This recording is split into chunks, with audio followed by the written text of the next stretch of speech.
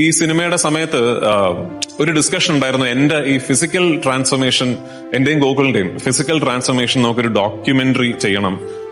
ഇങ്ങനെ ദങ്കലിലൊക്കെ കണ്ടിട്ടില്ലേ ആമിർ ഖാൻ സാറിന്റെ ഒരു, അപ്പൊ അങ്ങനെ ഒരു സാധനം നമുക്ക് ചെയ്യണം, അത് ഭയങ്കര വ്യൂവർഷിപ്പ് ഉണ്ടാകും, ട്രാക്ഷൻ കിട്ടുന്നൊക്കെ ഒരു ഡിസ്കഷൻ ഉണ്ടായിരുന്നു.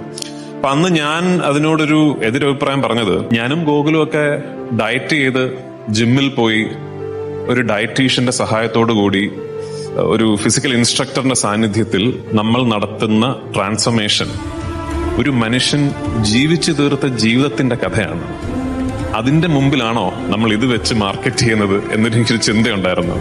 അതുകൊണ്ട് മറ്റെന്തിനേക്കാളും നജീബക്ക, thank you for living the life you lived. നിങ്ങൾ ജീവിച്ച ജീവിതമാണ് ഇതിനെല്ലാത്തിനും കാരണം. Thank you so much.